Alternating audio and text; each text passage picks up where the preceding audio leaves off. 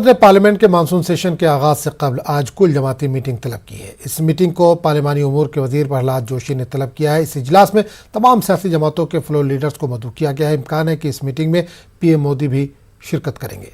वाज़ेह है कि अहम बिलों और मुबाहिसों के अलावा ये सेशन इसलिए भी काफ़ी अहमियत का हामिल है कि इस सेशन के दौरान हिंदुस्तान के सदर और हिंदुस्तान के नायब सदर दोनों का इंतखाब होगा। आपको बता दें कि सदर जमहूरिया का इंतखाब सेशन के पहले दिन होगा और नायब सदर का इंतखाब 6 अगस्त 2022 को होगा। और इस पूरे मामले पर बात करने के लिए सीधे रुख करेंगे दिल्ली का, जहां से हमारे नुमाइंदे विनीत इस वक्त जुड़े हैं। विनीत, मानसून सेशन शुरू होने वाला है, सरकार ने आज कुल जमाती मीटिंग बुलाई है, ऑल पार्टी मीटिंग बुलाई है, क्या कुछ हो सकता है मीटिंग में? जी निश्चित तौर पर मैं आपको बताना चाहूँगा कि 11 बजे सरकार ने जो है वो ऑल पार्टी मीटिंग बुलाई है और पूरी तरह से ये तैयारी की जा रही है कि जो सत्र है, मानसून सत्र है, वो संसद का वो सुचारू तौर पर चले, इसको लेकर के कोशिश की जाती है, कवायद की जाती है। सारे दलों के साथ जो सरकार के मंत्री हैं, जो प्रहलाद जोशी हैं, वो बातचीत करेंगे और बहुत संभव है, हो सकता है कि प्रधानमंत्री नरेंद्र मोदी भी इस बैठक में शिरकत करें। तो पूरी तरह से सरकार की ओर से ये कोशिश की जा रही है। इसके साथ ही साथ मैं आपको बताना चाहूंगा कि कल लोकसभा अध्यक्ष ओम बिरला ने भी अपनी ओर से बैठक बुलाई थी और उसमें सभी दल के नेताओं के साथ बातचीत की थी।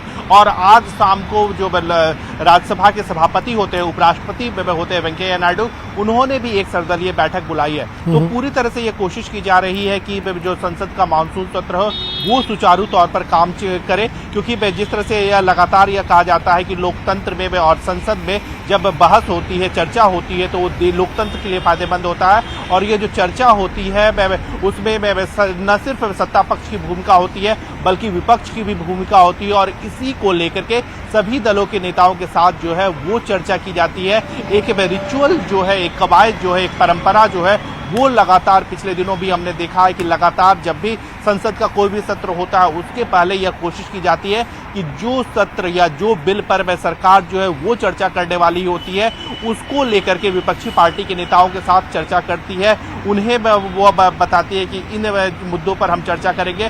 साथ ही साथ वो अपील भी सरकार की ओर से की जाती है कि उसमें जो विपक्षी पार्टियां हैं उनका पूरी तरह से सहयोग मिले। और इसी क्रम में विपक्षी पार्टियां भी अपनी बात रखते हैं और वो ये कहते हैं कि लोकतंत्र में जो जिम्मेदारी होती है, लोकतंत्र में जो भूमिका होती है, वो विपक्षी पार्टियों की भूमिका काफी महत्वपूर्ण होती है। तो दोनों ही तरफ से, सत्ता पक्ष की ओर से और विपक्षी पार्टी की ओर से यह कोशिश की जाती है। बिल्कुल विनीत, यहाँ से जानना चाहेंगे, आपने अपोजिशन का जिक्र किया, क्या लगता है कि कार्रवाई सुचारू ढंग से चल पाएगी? क्योंकि अपोजिशन के पास इस बार बात करने को बहुत सी चीजें हैं, तो क्या कार्रवाई सुचारू रूप से चल पाएगी? उम्मीद है इस तरह की?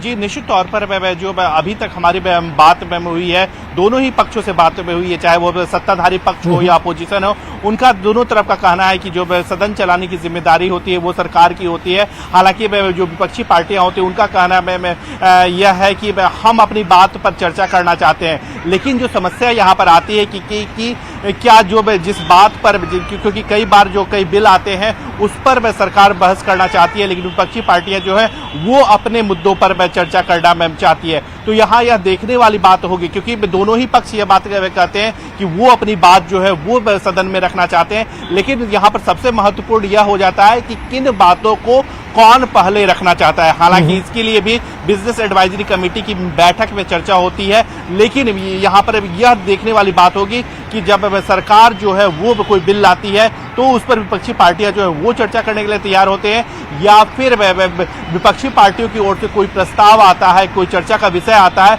वो उस पर चर्चा करना चाहती हैं। तो क्या उस पर जो सभाध्यक्ष हैं, स्पीकर हैं या फिर सभापति हैं, वो अपनी किस तरह से इजाजत देते हैं, ये देखना काफी महत्वपूर्ण हो जाता है। जी चलिए विनीत, बहुत बहुत शुक्रिया इस तमाम जानकारी के लिए। तो 18 जुलाई से शुरू होने वाले पार्लियामेंट के मानसून इजलास के पेश नज़र अपोजिशन की आज मीटिंग है। इस इजलास में मानसून सेशन के लिए मुश्तरका हिकमत अमली तय करने के अलावा नायब सदर के ओहदे के उम्मीदवार पर भी बातचीत की जाएगी। टीआरएस को भी दावत दी गई, क्योंकि इस बार अपोजिशन की सफ़ों में टीआरएस भी शामिल है।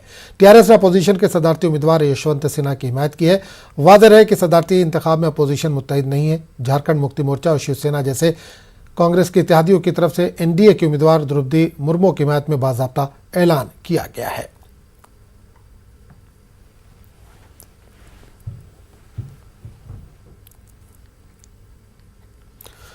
और इस पूरे मामले पर बात करेंगे अपने नुमाइंदा अशरफ काजमी से, जो इस वक्त फोन लाइन के जरिए हमारे साथ जुड़े हैं। अशरफ, 18 जुलाई से पार्लियामेंट का सेशन शुरू हो रहा है, मीटिंगों का दौर लगातार जारी है। आज अपोजिशन की भी मीटिंग है, मीटिंग में क्या कुछ खास होने वाला है? देखिए, मीटिंग आज मॉनसून सत्र को लेकर है, विपक्ष की ये मीटिंग है और इसमें आगामी सत्र में सरकार से किन मुद्दों पर चर्चा करनी है, सरकार को कैसे घेरना है, उन सब पर बात की जाएगी। खासतौर पे जो अग्निपथ योजना है उस पर है, महंगाई है और राहुल गांधी, सोनिया गांधी, ईडी का मुद्दे हैं। ये तमाम सब मुद्दे हैं जिनको लेके अपोजिशन जो है सरकार को घेरेगा। बिल्कुल, उपराष्ट्रपति को लेकर भी क्या कुछ फैसला किया जा सकता है इस मीटिंग में? देखिए, ये उपराष्ट्रपति का इस मीटिंग से कोई नहीं है, लेकिन ये सिर्फ मॉनसून सत्र को लेके है। इसमें उम्मीदवार के तय होना जरा थोड़ा मुश्किल लग रहा है। बिल्कुल अशरफ, एक चीज और देखी गई कि टीआरएस को भी इसमें शामिल किया गया अपोजिशन की। हालांकि इससे पहले देखा जब मीटिंग का दौर चल रहा था तो उस वक्त टीआरएस ने शिरकत नहीं की थी, लेकिन इस बार टीआरएस भी शायद शिरकत करेगी, इस तरह के कुछ आसार दिख रहे हैं। आजम, आपकी आवाज नहीं है। मैं कह रहा हूँ टीआरएस भी क्या इस मीटिंग में शिरकत कर रही है? किस तरह की कुछ जानकारी मिल पा रही है तेलंगाना राष्ट्र समिति?